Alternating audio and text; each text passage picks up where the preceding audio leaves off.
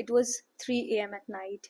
Everyone at my home was asleep, and I was sitting with my answer key calculating my score: 640, 650, 660, and then 663. I couldn't move. I couldn't process anything. I was so shocked that I thought that there's something wrong in the calculation. I have done a major calculation error while calculating my score. I rechecked it, and again the score came was 663. Because 3 years ago, if you would have told me that you would be scoring 663 with an all India rank of 2341 in NEET exam, I would have literally laughed. Not because I didn't want to, but because I had failed so many times, and I was not attempting this exam for the first time or the second time. I was attempting it for the third time. And these 4 years, my class 11, 12, and 2 drop years, have completely changed who I am today. So today in this video, I don't want to talk about my success. I want to talk about the story that began with the failure, because that is the part of my life that I've become the person that deserves an AIR of 2341. So it all began when in class 11th I went to Kota for my studies. I had joined the last batch because initially I was preparing for my hometown itself. So naturally I got one of the last batches. Slowly things started to get better. I was literally doing very well. My teachers would have a lot of faith in me, and they would say to me and they would often say to me that tumhara to selection ho jayega. And somewhere along the way I also started believing it too. And genuinely I thought that if I did all the hard work, one MBBS government seat was guaranteed for me. And not even for a moment I thought about the worst case scenario, that if I won't get selected, what I would do. I had never thought about it. And then to my surprise, NEET 2019 happened. And I exactly remember the date the results came. It was 5th June 2019, and I had scored 505 marks with an all India rank of 46,000 something. I was completely shattered. I kept refreshing the page again and again. I just couldn't believe what my eyes saw. I was so disappointed. I was so shattered that picking up myself from that stage when I had believed all good things about myself was too difficult for me. Because for the first time in my life, hard work had not given me the result that I had expected. And you know the funny part, instead of accepting that I had made mistake, I blamed everything. The circumstances, the coaching institute, the exam paper, the system, everything except myself. Because at that stage, accepting that I wasn't good enough was so much painful that it was too tough for me to accept that I had made a mistake. And after crying for n number of days, I finally accepted that maybe I had made a mistake. I figured out what was the most difficult times that I had faced during my preparation, and I finally came to a conclusion that maybe because I was not able to revise my entire syllabus in a short span of time, that is 1 month before the exam, maybe that was my mistake, that I was not able to perform good in my exam. Because I was good the entire year, my teachers knew me, my teachers had belief in me that I will be able to do good.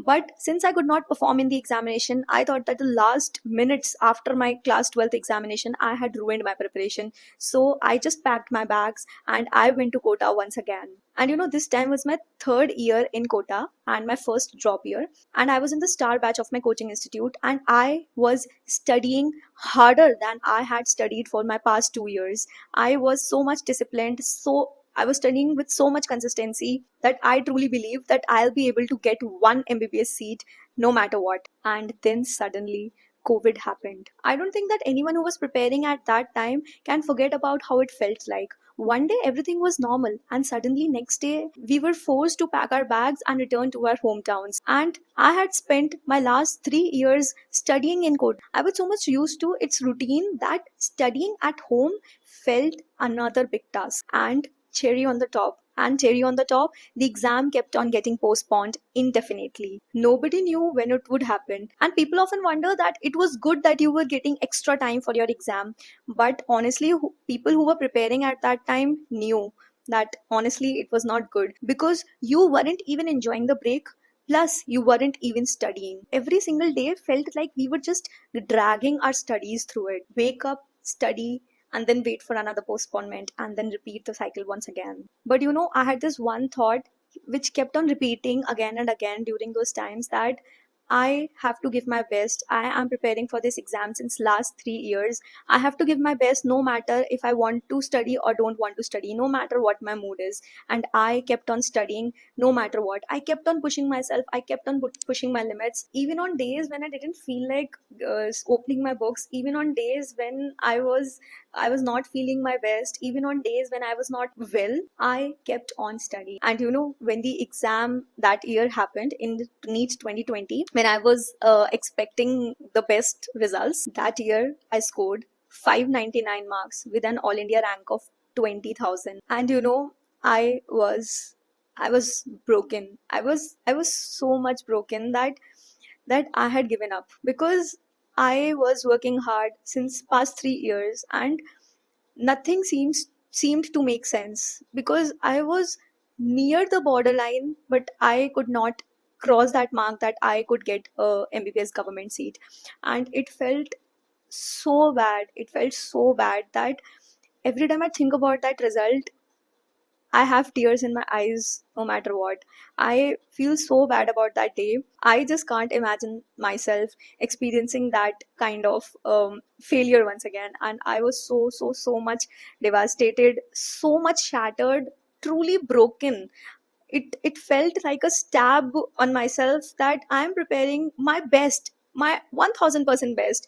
Still, I'm not getting selected. I had scored 599 marks, but it made no sense at that time, because I had an all India rank of 20,000, and for a general candidate like me, next to impossible to get a MBBS seat at that point of time. For people who told me to prepare once again, because they told me that since you are this close, you might be able to get a seat next year, I was questioning them that, please tell me what are the mistakes, what are the areas that I should focus on now, because the maximum that I could do, I had done that year. And eventually I convinced myself that maybe MBBS government seat was not for me, and I went for BHU BDS seat. I was pretty happy. I was convinced that I'm going to go for BDS my entire life, and I was pretty happy, well settled. I did not open my books for many months, and I was attending my classes and I was happy. But there is this person in my life, my father. He had this weird vision for me. He had this weird delusion, or this weird image of me, that I'll definitely secure a seat. He was so sure of that I'll get a seat, that I started to think maybe there is something more waiting for me if I try one more year. And then one final day, my one of my friends called me, and she told me that you are so close to your destination. If you give up now, you'll regret it later. And you don't have to lose anything now. You have so much in your hand. You are never starting from zero. You are already starting from some experience. You already know how this journey feels like. And she told me, if you get selected this year, maybe you have more opportunities waiting for you in this field rather than this field that you have settled yourself into. And if you don't get selected, there is nothing to lose in life. So why don't you give it another shot? And that just completely changed the way I was thinking about my NEET preparation. I was so much settled in this field. I just did not want to study again. But having such people in my life who have bigger dreams for me, when I give up, they always have my back.